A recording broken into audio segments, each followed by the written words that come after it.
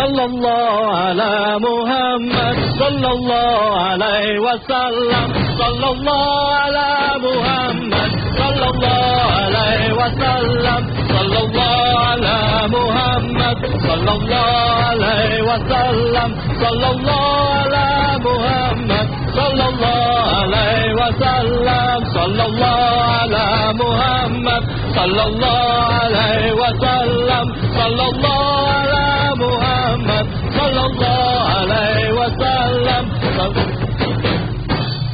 Ya, assalamualaikum warahmatullahi wabarakatuh.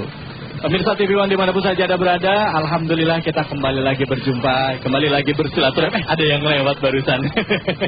Ya, tentunya dalam acara Tablik Akbar Ramadan 1431 Hijriah. Kalau Anda lihat ya, saat ini saya berada tepat di tengah-tengah jalan, ya, jalan ini jalan umum, jalan besar, tepatnya itu di Jalan Kampung Melayu Kecil. Mungkin kalau Anda ingin bisa lihat bentuk lebih jelasnya, nah seperti ini nih.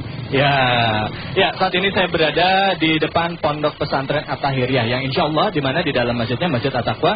Insya Allah nanti kita sama-sama akan mendengarkan ceramah dan juga tausiah bersama Kiai Haji Zainuddin MZ, ya, dan juga Ustadz Zaki Mirza. Nah, kalau Anda saksikannya, saya hari ini cukup bangga dengan busana saya, karena kemarin cukup banyak masukan dari kawan-kawan. David, jangan pakai celana dong, sekali-sekali pakai pakaian tradisional dong, pakai sarung. Nah, hari ini saya khusus pakai sarung. Nah, ini adalah salah satu kebanggaan ya, udah jadi budaya masyarakat Indonesia, Islam, masyarakat Islam Indonesia. Jadi ciri khasnya adalah sarung. Bicara mengenai budaya, pemirsa, kalau kita bangga dengan budaya bangsa kita, itu sesuatu yang luar biasa, pastinya. Tetapi kalau kita bangga dengan budaya kekerasan, nah itu baru teguran buat kita semua ya. Nggak ada hebatnya, tidak ada istimewanya jika kita membudayakan kekerasan, membudayakan kebencian, membudayakan iri hati terhadap tetangga, saudara, dan keluarga kita. Ingat, sekarang bulan suci Ramadan, lebih baik kita bersihkan hati kita ya, kita tenangkan hati kita. Nah, sesuai dengan tema kita kali ini, yaitu kita akan membahas melawan penyakit hati. Nah, buat anda nih, termasuk diri saya juga ya, yang hobi nipu ya, lewat SMS, mama kirim SMS, kirim pulsa, jangan deh ya. Oke, baik. Saya rasa Anda pasti sudah tidak sabar ya, ingin mendengarkan tausiah bersama Kiai Haji Zainuddin MZ dan juga Ustadz Zaki Mirza, Ustadz ganteng yang subhanallah luar biasa, gagah banget, jenggotnya makin hari makin panjang, yang sudah ada di samping saya. Dan nanti insya Allah di sini juga hadir Gubernur Provinsi DKI Jakarta Bapak Fauzi Bowo, akan bicara-bicara juga tentang keadaan Jakarta dan juga apa saja yang terjadi sih selama bulan Ramadan ini ya di Provinsi DKI Jakarta ini. Pastinya sih orang banyak yang mau nanya nih. Nanti saya berikan kesempatan kepada Anda. Dan oh ya, alhamdulillah sekarang di belakang saya sudah hadir Kiai Haji Zainuddin MZ yang akan bersiap-siap masuk ke dalam. Tapi kesempatan pertama kita berikan kepada Ustadz Zaki Mirza. Dan buat Anda pemirsa yang ingin ikutan kuis, berkesempatan dapat uang 1 juta rupiah persembahan dari oleh Top One, jangan kemana-mana. Pemirsa, inilah dia Tablik Akbar Ramadan 1431 Hijriah. Silakan Ustadz Zaki Mirza. Fadhol. Bismillahirrahmanirrahim. Assalamualaikum warahmatullahi wabarakatuh.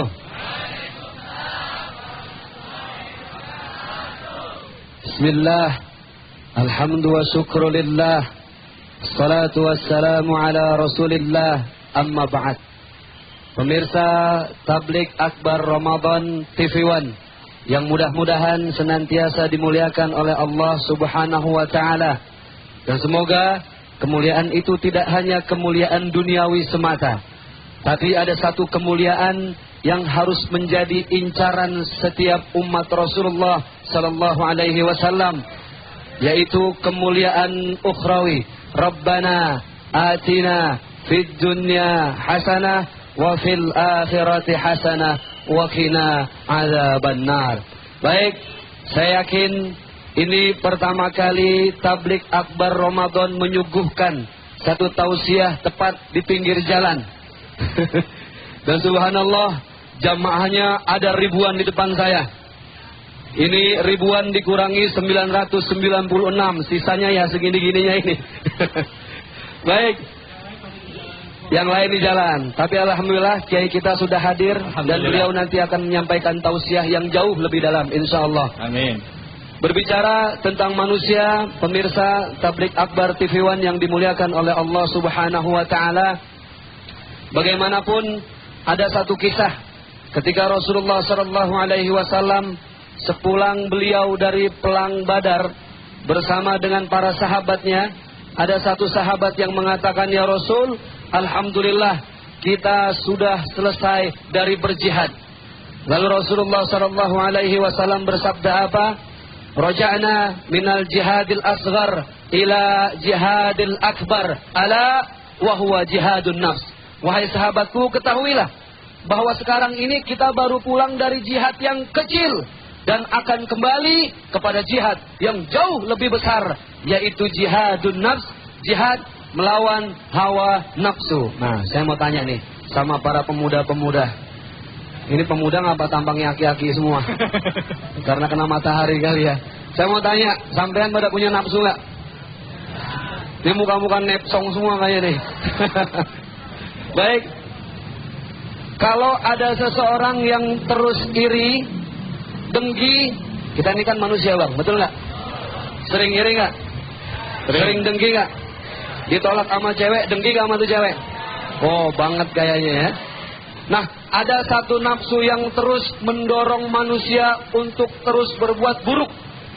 Bahkan sampai manusia itu tidak lagi bisa membedakan mana yang baik, mana yang buruk.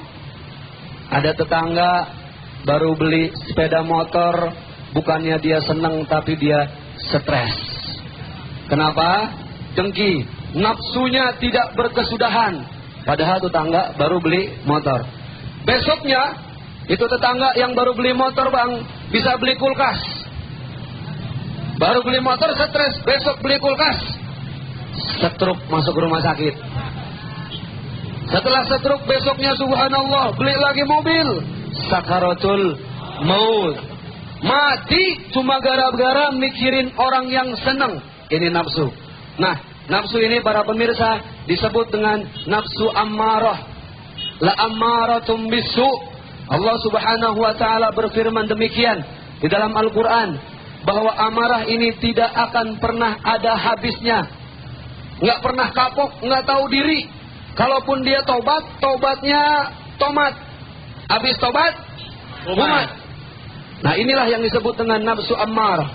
Lalu yang kedua, ada nafsu yang disebut dengan nafsu lawamah. Ini mending nih. Ini orang yang begini nafsu emang nafsu.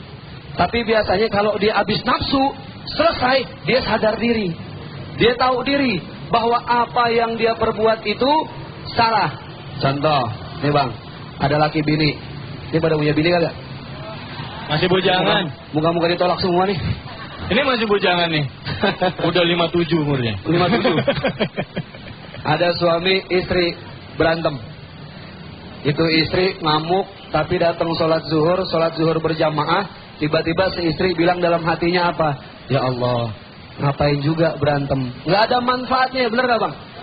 Nah, nafsu yang seperti ini masih menemukan titik sadar disebut dengan nafsu lawamah. Nafsu yang masih ada rasa penyesalan. Lalu ada nafsu yang ketiga. Inilah nafsu yang terbaik. Nafsu ini disebut dengan nafsu mutmainnah. Ya ayyatuhan nafsul mutmainnah. Terus indah. Ila rabbiki radiyatan mardiyah. Nah, jadi ada 3 nafsu nih. Mudah-mudahan nafsu kita yang mana tergantung masing-masing. Iya. Mudah-mudahan nafsu kita ini pada akhirnya nanti akan sampai di nafsul mutmainnah. Nafsu yang senantiasa suci, bersih, dan jernih. Amin, amin, amin. Yang kedua tadi lawamah ya apa? Lawamah. Nah, kayaknya masih sebagian besar orang nih. Sebagian besar orang ya, kita yakini ini masih di lawamah. Betul. Ya. Nah, kita ini yang ada di tengah nih. Iya nggak? Iya, kita ada di tengah. Nah, teman-teman yang lain di sini nih pasti mereka udah siap-siap nih semuanya nih. Silakan biar teman-teman bisa siap-siap dulu. Nah, baik.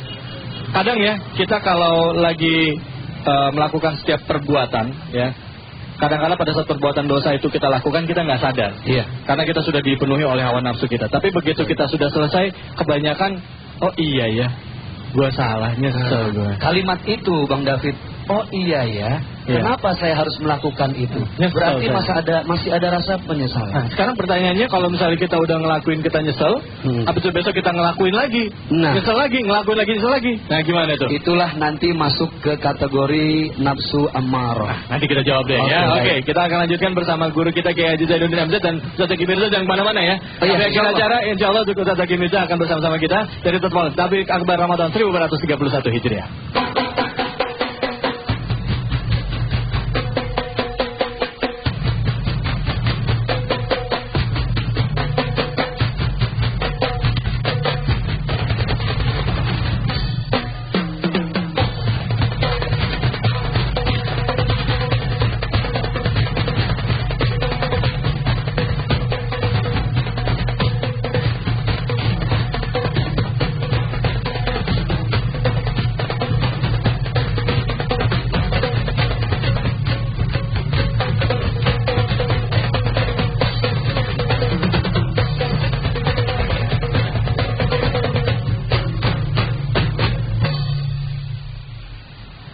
Assalamualaikum warahmatullahi wabarakatuh. Ya, alhamdulillah pemirsa, kita kembali lagi di Tabligh Akbar Ramadan 1431 Hijriah. Setelah tadi di segmen awal kita sudah menyaksikan Ustaz Zaki Mirza ya memberikan sedikit paparan tentang penyakit-penyakit hati. Nah, hal ini sebenarnya diangkat dari peristiwa yang terjadi di Indonesia, terutama di kota-kota besar ya. Begitu banyak tindak kriminal yang terjadi ya, penipuan ya. Penipuan itu bisa melalui SMS ya, ataupun penipuan yang terjadi di mesin-mesin ATM ya, perampokan yang sekarang sedang ramai ya, bahkan juga masalah hasut ya, iri hati, dengki yang sehari-hari akrab dengan kita. Bulan suci Ramadan ini bulan yang pas banget, pas sekali bagi kita untuk mengintrospeksi diri kita. Kebetulan di segmen kedua ini sudah hadir guru kita Kiai Haji Zainuddin MZ yang akan bicara mengenai penyakit-penyakit jasmani dan rohani. Nah, ini semua kan sebenarnya berhubungan satu sama lain. Silakan Kiai, mungkin bisa dijelaskan kepada kita. Assalamualaikum warahmatullahi wabarakatuh. Bapak, Ibu dan pemirsa TV One di seluruh tanah air. Kita manusia ini terdiri dari dua komponen pokok, yaitu jasmani dan rohani. Jasmani dan rohani. Baik jasmani, baik rohani perlu dirawat. Tetapi jujur saja, kecenderungan kita merawat jasmani jauh lebih besar daripada keinginan kita merawat rohani. Kalau jasmani kita sakit, ribet. Ribet, ngerti ribet? Ribet tahu ribet? Sibuk bukan kepalang. Tapi kalau rohani kita yang sakit, kita sering tenang-tenang. Jasmani kita hiasi dengan yang mahal-mahal. Rohani jarang sekali kita berpikir menghiasinya. Sakit jasmani kita cari dokter spesialis. Sakit rohani kita sering tenang-tenang. Padahal penyakit rohani lebih dahsyat daripada penyakit jasmani. Pertama, kalau penyakit jasmani dokternya banyak. Kanker, ada nggak dokternya? Ginjal, jantung, ada nggak dokter ngobatin sombong? Ngobatin pelit?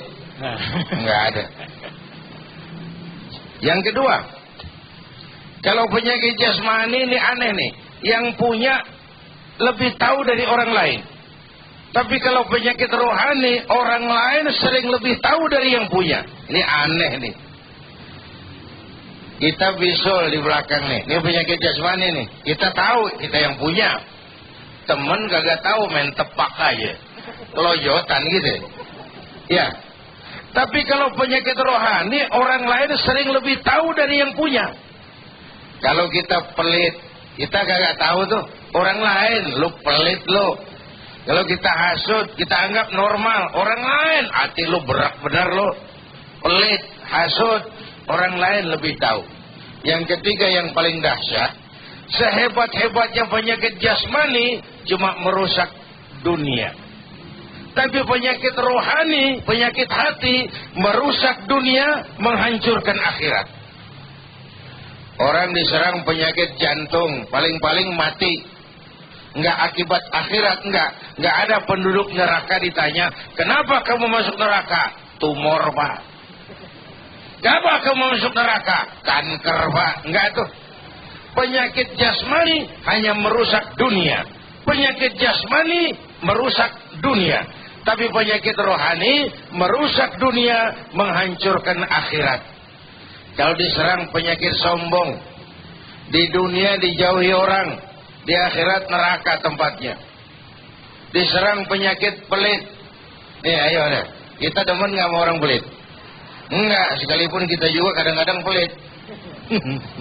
Ya, kita nggak demen sama orang pelit. Di dunia dijauhi orang, di akhirat jelas tempatnya. Karena itu Imam Ghazali heran, kalau diserang penyakit jasmani kita sibuk bukan alang kepalang, padahal dia hanya merusak dunia. Tapi kalau diserang penyakit rohani, penyakit hati, kita kadang-kadang tenang, padahal itu rusak dunia, celaka akhirat.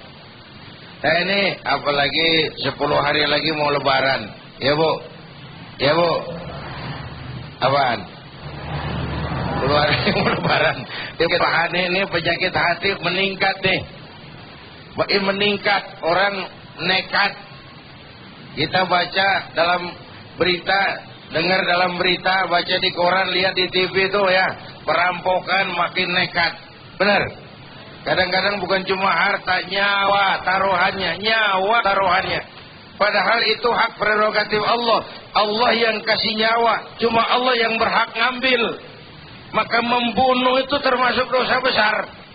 Udah ngerampok harta orang, ini double nih, mbahnya dosa. Nyawa itu Allah yang kasih, cuma Allah yang punya hak untuk ngambil. Mengambil nyawa orang sama dengan menyamai wewenang Allah itu, sama dengan melampaui wewenang Tuhan. Bapak Ibu hadirin yang saya hormati, pemirsa TV One, begitu juga penyakit-penyakit hati. Penyakit hati itu sombong, Bu, mentang-mentang mampu, mulai mau lebaran harus belanja, bukan pulang ke rumah tetangganya pameran. Orang kan sakit hati, iri, dengki, ujub, ria, sum'ah, takabur. Itu penyakit-penyakit hati. Itu perlu diobatin. Dan inilah puasa. Sumu tasihhu. Berpuasalah dan kamu akan sehat. Sehat jasmani? Iya. Tapi terutama sehat rohani. Kenapa? Orang puasa nggak hilang apa? Akan hilang sombongnya. Kenapa? Dia sadar baru sehari nggak makan udah lemes. Apa yang mau disombongin di hadapan Allah? Sombongnya hilang. Bu, sombong itu kan yang pertama sombong kan iblis.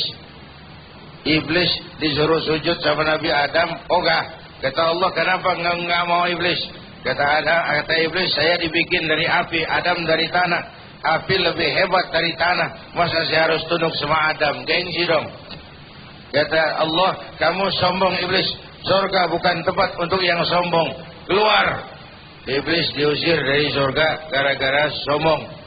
Yang udah di surga sombong diusir. Apalagi yang masih di Jatinegara. Ditaruh di mana tahu kagak tahu itu. Itu penyakit hati. Lalu hasud, iri, dengki. Dengki itu sifatnya dua. Ingin nikmat orang lain pindah ke dia, atau ingin nikmat kepada orang lain itu berhenti, dia aja yang dapat. Ini juga penyakit hati. Dan penyakit hati ini dahsyat akibatnya. Gitu. Ya, baik, kita akan lanjutkan lagi. Memang dahsyat sekali akibatnya dari penyakit hati. Kalau biasanya orang kalau penyakit hati nggak terasa ya, jarang yang sadar ya, Ge ya. Makanya sadarnya itu harus banyak-banyak nanya sama orang sekitar kita, introspeksi diri kita yang melalui mereka, orang tua kita, anak kita, istri kita dan lain-lain. Oke, baik, kita akan lanjutkan lagi. Kiai, ada tidak Kiai penyakit-penyakit yang kerap kali melekat kepada orang-orang dengan profesi-profesi tertentu, Kiai? Jangan kemana-mana, tetaplah di Tabligh Akbar Ramadan 1431 Hijriah.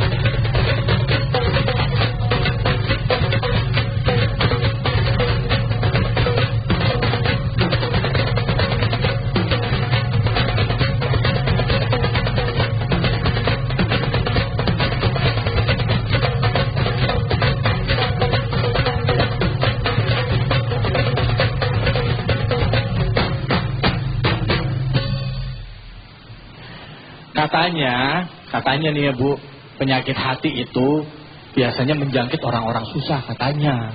Ya, katanya kalau orang miskin suka iri sama orang kaya katanya gitu. Nggak juga ya Bu ya. Buktinya ada juga loh orang-orang dengan profesi yang hebat juga bisa terancam kena penyakit hati. Bicara penyakit hati ini kelanjutannya mungkin Kiai bisa melanjutkan tentang apa yang disampaikan tadi. Silakan Kiai. Bapak, Ibu, dan pemirsa TV One di seluruh tanah air. Pada waktu diusir dari surga, iblis deklarasi, ini gara-gara Adam nih, saya diusir dari surga, kata si iblis. Maka sejak hari ini saya mohon diberi kesempatan Tuhan. Untuk apa? Saya mau gelincirkan anak cucu Adam. Saya akan goda mereka dari kiri, dari kanan, dari depan, dari belakang, sampai mereka keluar dari jalanmu, ikut jalan saya, kata iblis. Nah, sejak saat itu upaya iblis itu tidak lain menggelincirkan anak cucu Nabi Adam agar keluar dari jalan Allah. Dikalungkan di leher kita sifat-sifat penyakit hati. Dari kiri, dari kanan, dari depan, dari belakang digoda oleh iblis. Quran nggak nyebut dari atas sama dari bawah. Kenapa? Itu daerah yang aman godaan. Atas itu simbol orang yang suka munajat. Bawah itu simbol orang yang suka sujud. Itu aja tuh yang bebas. Orang yang suka munajat kepada Allah, orang yang rajin sujud kepada Allah, itu daerah bebas iblis. Dikalungkan di leher kita sifat-sifat penyakit hati. Dan kepada tiap orang iblis datang dengan bendera yang beda. Ini ahli strategi banget iblis tuh. Dan iblis datang sama orang kaya yang dikalungin penyakit bakhil. Iblis datang kepada penguasa yang dikalungin penyakit zalim. Iblis datang kepada pengusaha yang dikalungin penyakit khianat. Iblis datang kepada orang-orang sederhana yang dikalungin penyakit hasud. Iblis datang kepada ulama yang dikalungin penyakit ujub dan riya. Semua didatengin. Semua didatengin. Bapak Ibu hadirin yang saya hormati, iblis ahli strategi. Kepada setiap orang dia datang bawa bendera yang beda, bawa penyakit yang beda. Iblis datang kepada orang kaya yang dia kalungin penyakit bakhil. Penyakit bakhil bin pelit alias koret bin medit bin buntut gasiran. Ada lagi nggak? Ada lagi nggak? Kalau buat kepentingan orang lain, buat kepentingan umat, hawanya udah gede aja. Tapi kalau buat kepentingan dirinya sendiri, Hawanya ringan aja. Bapak Ibu hadirin yang saya hormati, kepada orang kaya iblis ngalungin sifat bakhil, kikir, pelit. Kepada para penguasa iblis ngalungin sifat zalim, sewenang-wenang, tidak adil. Kepada pengusaha iblis bawa bendera khianat.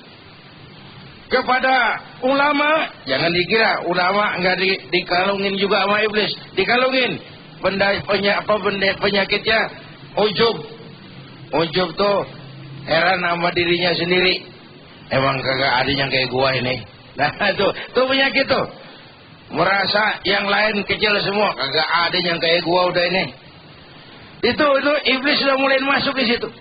Termasuk menikmati pujian, menikmati sanjungan, itu perangkap iblis.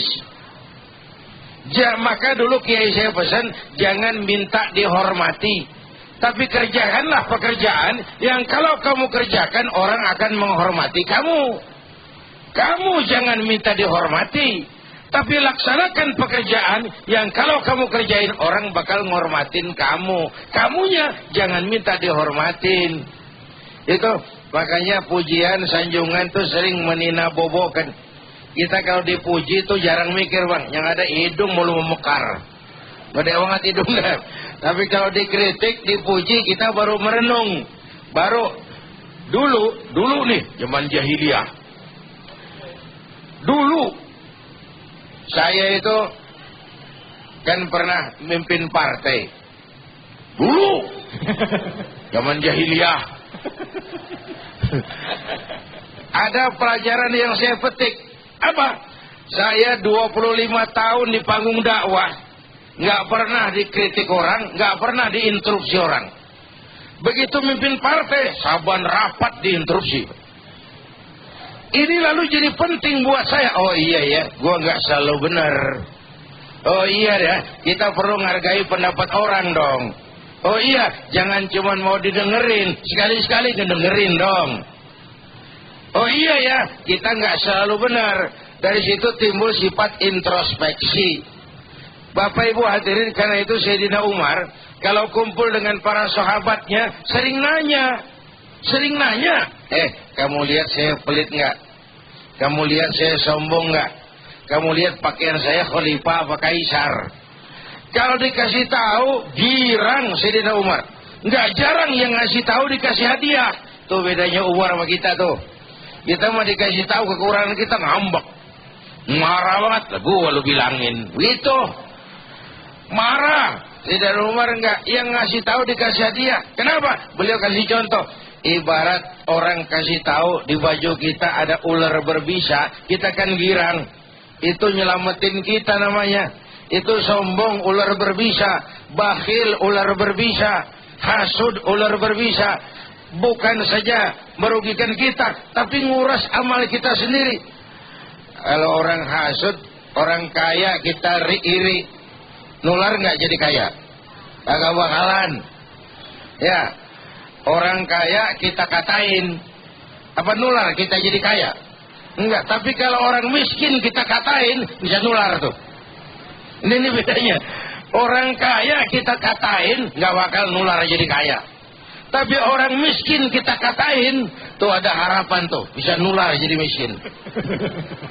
Ampun, nggak boleh ngata-ngatain orang ya. Makanya, mulut kita kadang-kadang paling sering banget kita berbuat khilaf seperti itu. Oke, sekarang saya berikan kesempatan nih buat ibu-ibu yang ada di sini, bapak-bapak di sini yang mau nanya, ya. Silakan disimpan dulu pertanyaannya, dan juga buat pemirsa yang ada di rumah, silakan ada hubungi kami di nomor telepon 0218309793. Ya, pertanyaan kita seputar penyakit-penyakit hati. Silakan, sudah tergabung. Halo, assalamualaikum. Halo. Ya, halo, assalamualaikum. Waalaikumsalam warahmatullahi wabarakatuh. Ya, Bapak siapa di mana nih Pak? Dengan Pak Yuda di Pesanggerahan. Pak Yuda di Pesanggerahan. Silakan Pak Yuda, pertanyaannya apa Pak? Halo, assalamualaikum Pak Kiai. Assalamualaikum Pak Kiai. Waalaikumsalam warahmatullahi Ya. Ini Pak Kiai soal penyakit hati. Soal penyakit hati. Ya kan?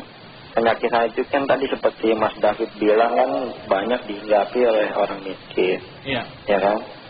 Saya pengen tahu kalau penyakit hati untuk orang kaya itu seperti apa sih? Nah, Itu yang pertama. Yang kedua, kalau orang-orang seperti saya ini kan bisa dibilang pengetahuan agamanya masih kurang lah. Saya pengen tahu, ada nggak cara sederhana untuk mengatasi masalah penyakit hati? ya. Terus intensitas penyakit hati untuk orang kaya sama orang miskin itu lebih parah mana, Pak? Baik, makasih Mas ya. Iya. Oke, alhamdulillah. Ya. Baik, kita simpan dulu pertanyaan, intensitas penyakit hati antara orang miskin sama orang kaya, mana yang lebih parah? Menurut Ibu parahan mana, Bu? Hah? Miskin apa kaya? Kaya miskin katanya. Silakan, ada yang mau nanya nggak? Ibu-ibu, bapak-bapak, siapa yang mau nanya? Silakan angkat tangannya. Bapak, oke, Bapak silakan. Yang di depan, pakai mic saya aja. Silakan Pak, monggo. Nama dan langsung pertanyaan. Assalamualaikum warahmatullahi wabarakatuh. Nama saya Roni Rodin. Saya asli dari Bengkulu. Yang terhormat Bapak Kiai, yang pertama saya ingin menanyakan tentang bahwa di masyarakat kadangkala ada pendapat bahwa orang yang diam itu kadang-kadang dikatakan sombong, padahal memang sifat dia pendiam. Jadi dikatakan sombong. Mungkin saya perlu penjelasan mengenai apa perbedaan sih orang yang sombong dengan orang pendiam itu. Kemudian yang pertanyaan kedua, bagaimana kiat-kiat kita atau trik kita dalam menghadapi orang-orang yang mempunyai penyakit rohani, terutama apakah terhadap orangnya atau kita sendiri dalam rangka mengubah penyakit rohani itu supaya kita berubah menjadi lebih baik. Itu. Setiap orang dikasih satu pertanyaan, kesempatan pertanyaannya 3. Mungkin Kiai, kesempatan pertama jawab pertanyaan penelpon dulu ya Kiai ya, seputar penyakit. Silakan Kiai. Tentang intensitas penyakit batin, samakah yang menimpa orang kaya dengan yang menimpa orang miskin? Miskin dan kaya bukan ukuran sebenarnya. Ukurannya adalah intensitas iman. Semakin tinggi kualitas iman seseorang, semakin berat cobaannya, semakin berat ujiannya, semakin berat juga penyakit yang ditawarkan kepadanya. Jadi itu sebabnya ada hadis qudsi mengatakan, aku cinta orang kaya yang pemurah, tapi aku lebih cinta orang miskin yang pemurah. Orang kaya pemurah Allah cinta, orang miskin pemurah Allah lebih cinta. Orang kaya sedekah 5.000, orang miskin 5.000, sama 5.000-nya, tapi pahalanya besar si miskin. Kenapa? Buat dia 5.000 itu peras keringat banting tulang. Dia berani seperti beraninya yang kaya. Jadi makin tinggi kualitas keimanan, makin berat intensitas penyakit batin yang akan diberikan. Itu saya kira. Kalau penyakit orang kayanya apa Kiai? Penyakitnya hati untuk orang kaya. Bakhil. Bakhil ya. Jadi saya katakan kepada setiap orang iblis datang dengan cara yang berbeda. Ya. Ulama nggak mungkin digoda dengan zalim. Nggak ada ulama zalim. Tapi ulama yang hasud ada, nggak banyak. Ada, gitu aja lah. Penguasa digoda dengan penyakit zalim, menggunakan kekuasaannya secara salah, sewenang-wenang untuk kepentingan pribadi dan golongan. Ada. Pengusaha dengan bendera khianat. Itu. Orang kaya dengan bakhilnya. Bakhilnya. Baik. Kita akan lanjutkan lagi Kiai. Nanti masih terpotong, gak enak banget, tapi karena waktu yang sangat terbatas, kita akan lanjutkan lagi dan juga menjawab pertanyaan dari Bapak. Gimana bedanya antara orang yang pendiam sama yang sombong? Kedua, gimana caranya supaya kita ya yang ada di sekitar orang yang memiliki penyakit hati itu bisa terjaga kita, supaya tidak tertular gitu ya maksudnya Pak ya. Oke, jangan mana-mana, tetaplah di Tabligh Akbar Ramadan 1431 Hijriah. Kita akan segera kembali.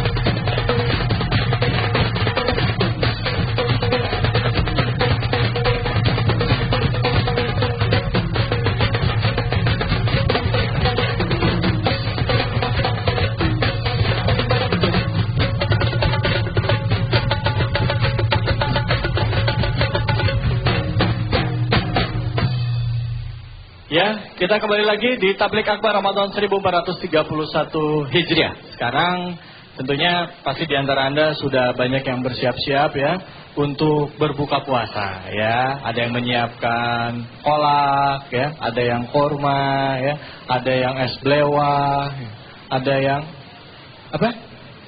Cincau. Oh ya.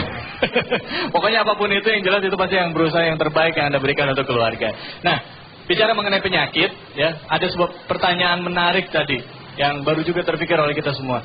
Kalau penyakit jasmani kan bisa menular, ya misalnya orang kena flu dalam waktu sekejap bisa menular. Nah kalau penyakit hati itu bisa menular nggak? Nah, kalau misalnya kita ada di dekat orang itu bisa ke bawah-bawah nggak, Kiai? Itu tepat sekali dengan pertanyaan Bapak tadi ya. Silakan Kiai, mungkin bisa jawab sekaligus juga pertanyaan bahwa apa tadi yang pertama itu adalah bedanya orang sombong dan pendiam, Kiai. Silakan. Bapak Ibu dan pemirsa TV One, nanti sebentar Pak Gubernur akan hadir bersama-sama kita. Dan saya pun setelah ini nanti dilanjutkan kembali oleh Ananda Ustaz Zaki Mirza. Tapi saya mau selesaikan dulu pertanyaan yang masuk tadi.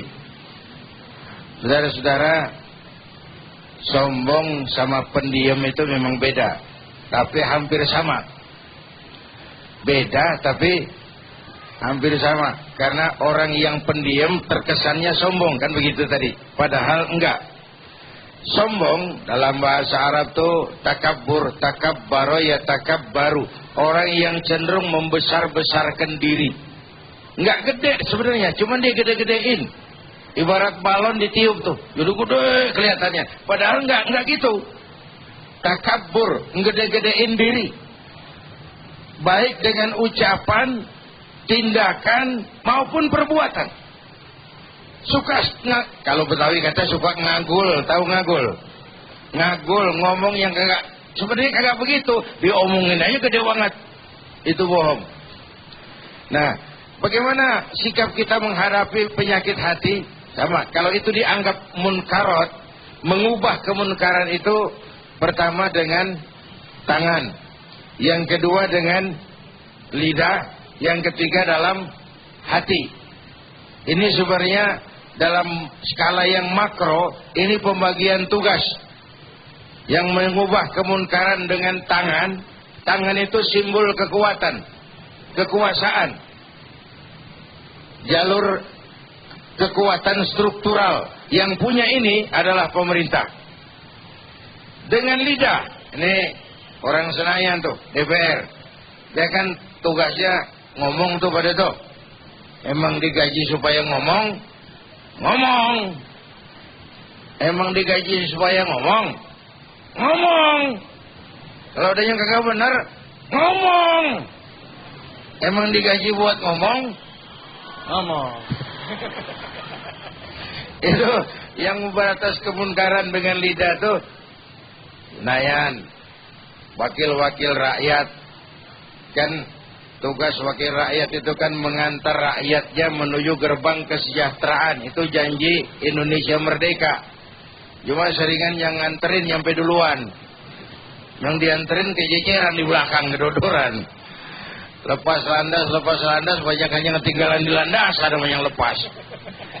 Bapak Ibu hadirin yang saya hormati, yang bertugas mengubah kemunkaran dengan lidah adalah wakil-wakil rakyat, para ulama, kiai, mubalik, ngomong. Lalu yang ketiga, dalam hati. Nih kita nih rakyat kebanyakan ngomong kagak berani, kekuasaan kagak punya, pegel doang di hati. Jangan join sama yang munkar. Jangan kerja sama dengan yang munkar. Itu sudah yang paling lemah dalam hati. Perkara apakah penyakit batin bisa menular? Bisa. Bisa. Oleh karena itu, gini dah. Kalau man asyarul asrafa asya musyarrafan wa mu'asyirul anzali ghairu musyarrafin. Awalam taral jildal haqir mukhabbalan bis-saghri lamma thara jildal mushab. Dulu orang tua kita ngajarin begini, Bu. Kalau kita dekat tukang minyak wangi, sekalipun nggak dapat minyaknya, baunya kan dapat. Ya. Kalau kita dekat sama tukang elas, sekalipun nggak kena apinya, asapnya kan mampir. Ya, itu pergaulan. Kulit kambing, tahu kulit kambing? Kalau dia berteman sama Quran, jadi kantong Quran kulit kambing, dipakein minyak wangi, ditaruh di tempat yang tinggi, diambil dicium dulu. Kulit kambing yang rendah berteman sama Quran, numpang mujur, ikut diciumin orang, ikut dihormatin orang. Iya. Ya. Tapi begitu tuh kulit kambing berteman sama kayu, jadi bedug. Zohor dipukul, asar dikembang. Itu salah milih teman doang tuh. Ya Bu ya. Yang temennya Quran disanjung-sanjung, yang temennya kayu atau seng lantaran jadi bedug. Gelap-gelap subuh orang ketebak pukulin udah. Gelap-gelap udah orang pukulin. Jadi oleh karena itu pergaulan itu sangat penting pengaruhnya dalam lingkup kehidupan. Baik, baik, silakan ibu-ibu yang mau bertanya, silakan. Langsung tadi mana? Oke, silakan. Ya. Assalamualaikum warahmatullahi wabarakatuh. Waalaikumsalam. Silakan Dek, namanya siapa? Pertanyaannya apa? Nama saya Deniah dari siswi Tahiriah kelas 1. Ya. Yang saya tanyakan, kenapa di Timur Tengah ini hampir 1 juta lebih banyak umat Islam yang terbunuh oleh umat Kristen, dibom, dirudal. Apakah orang Kristen ini termasuk mempunyai penyakit hati? Apa dan kenapa hanya umat Islam yang mendapatkan predikat teroris? Kenapa orang Kristen enggak? Terima kasih. Wassalam. Mungkin maksudnya ini orang-orang di lain agama Islam ya, karena tidak cuma satu golongan saja ya kan. Apakah orang-orang ini juga terkena penyakit hati gitu? Silakan Gay, bisa langsung dijawab Gay. Pertanyaan ini anak kecil cabai rawit pertanyaannya. Iya. Kalau dalam konteks Israel ya, itu memang penyakit hatinya Israel tuh, Yahudi itu kan punya sifat superioritas kompleks, overconfident, kupeh, keras kepala, sombong, merasa dia ras yang paling dominan dan paling hebat. Nah itu perkara kenapa cuma umat Islam yang disebut teroris. Itu tanya sama Amerika. Kenapa Israel nggak disebut teroris padahal dia jelas-jelas japlok wilayah Palestina? Kenapa Israel nggak disebut teroris padahal dia jelas-jelas menghabisi nyawa orang-orang sipil? Itu urusan Obama. Saudara-saudara, jadi stempel saya dari awal tetap berkeyakinan agama manapun tidak bisa dikaitkan dengan terorisme. Dan terorisme manapun tidak bisa dikaitkan dengan agama tertentu. Jadi dengan kata lain, teroris tidak beragama. Teroris tidak beragama. Nah, kita berantas semangat teroris, kita jihad lawan teroris, kita perangi teroris, tapi semangat jihad jangan luntur karena itu. Sekali lagi, teroris kita nggak setuju, teroris kita musuhin, tapi semangat jihad jangan luntur karenanya. Allahu Akbar. Kita takbir. Allahu Akbar. Allahu Akbar. Allahu Akbar. Baik, kita akan lanjutkan lagi. Nanti juga akan hadir Gubernur Provinsi DKI Jakarta insyaallah di acara Tabligh Akbar Ramadan 1431 Hijriah. Jangan kemana-mana, tetaplah di TV One. David Halik. Ya, terima kasih Tata. Alhamdulillah Rabbil Alamin. Wah, subhanallah. Pemirsa, tadi Anda menyaksikan ya, di seputar dekat Pondok Pesantren At-Tahiriyah ini ya, di depan jalannya itu ramai sekali. Orang itu sengaja memperlambat kendaraannya untuk menyaksikan deretan beduk tadi ya. Saya kalau ngomong beduk jadi ingat ceritanya Kiai tadi ya. Salam dari teman tuh beduk kayaknya. Baik, buat Anda pemirsa, kita kembali lagi membahas mengenai masalah penyakit hati ya. Tadi sudah ada pertanyaan yang bagus sekali dari adik kita tadi ya, tentang kondisi saudara-saudara kita di Palestina ya kan, dimana kita kenapa kok Islam yang selalu disakitin. Nah, tetapi pertanyaan saya, gimana sebaliknya dengan kita umat Islam? Bukankah Islam itu rahmatan lil alamin? Bukannya kita tidak boleh membenci orang yang beragama lain? Bukannya kita harus menyebarkan kedamaian juga di muka bumi ini? Nah, untuk kesempatan berikutnya kita berikan kepada Ustaz Zaki Mirza. Silakan Ustaz, fadhol. Bismillahirrahmanirrahim. Assalamualaikum warahmatullahi wabarakatuh. Al-Mukarramun yang senantiasa saya hormati, para kiai, para tokoh masyarakat Betawi, para sesepuh yang mudah-mudahan senantiasa dimuliakan oleh Allah, dan mudah-mudahan kita senantiasa didekati oleh mereka semua sehingga juga ikut menjadi orang yang soleh. Amin ya Rabbal Alamin. Berbicara masalah penyakit hati, Ya. sebenarnya yang disampaikan Pak Kiai tadi itu sangat benar. Ada satu penyebab utama yang menjadi mbahnya biang kerok dari penyakit hati, tidak lain yaitu sikap bohong kita. Ra'suz dzunubi al-kadzibu, bahwa kepalanya berbagai macam dosa itu tidak lain adalah bohong. Bu, selama kita hidup berapa banyak udah kita bohong? Nggak kehitung. Bang, Pak, kalau suara mending ibu-ibu ya. Coba saya tes, Bu, Pak. Masya Allah galak amat. Siapa manusia yang tidak pernah bohong? Pasti tidak ada. Sekecil-kecilnya bohong itu tetap namanya bohong. Apalagi zaman sekarang sudah banyak orang tua yang mendidik anaknya untuk bisa bohong. Betul nggak Pak? Si bapak ditagih utang sama temennya, diketok tuh pintu, tok tok tok, assalamualaikum. Dari suaranya udah ketahuan nih suara nagih utang nih. Dia panggil anaknya, nak, itu ada yang datang tamu. Kalau misalnya ditanya, bapak ada apa enggak? Bilang, bapak kagak ada. Lagi kemana? Lagi keluar, lagi pergi. Itu anak bukain pintu. Iya bapak, mau cari siapa? Nak, bapak ada. Kata si anak, kata bapak. Ini ujungnya nggak enak nih. Kata bapak, bapak nggak ada. Loh terus bapak di mana? Ada di dalam. Udah bohong, ngajarinnya nggak benar, betul nggak Bu? Nah, ibu, jangan salahkan anak kalau suatu saat anak bohong sama orang tua, karena memang orang tuanya sudah ngajarin bohong, betul nggak? Anak pengen beli es krim, si ibu nggak punya duit. Tukang es krim tuh mangkoknya diketoknya kencang banget kan? Deng deng deng, deng deng deng. Kata si anak, mama mau es krim. Ibunya nggak punya duit, dia bohong. Kata ibunya, pahit. Es krim mana yang pahit saya tanya Bu? Ada tukang bakso, anaknya minta, ibunya nggak punya duit. Kata ibunya, bakso kagak dijual. Seumur-umur tukang bakso kan jualan bakso kan? Nah, inilah satu kalau ingin memperbaiki sifat yang tidak baik adalah benahi kebohongan kita.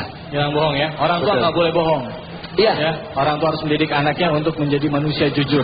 Karena itu biangnya bapaknya dari semuanya. Nah, penyakit tadi. yang keroknya penyakit hati. Penyakit hati. Baik, kita akan lanjutkan lagi. Tadi Ustaz belum jawab pertanyaan saya, Ustaz. Yang mana Gimana tuh? dong caranya supaya kita umat Islam bisa menyebarkan kedamaian dan juga menjaga hati kita supaya tidak membenci orang yang beragama lain. Saya jawab sekarang? Nanti. Oh, nanti dulu. Dan kemana-mana tetaplah di Tablik Akbar Ramadan 1431 Hijriah.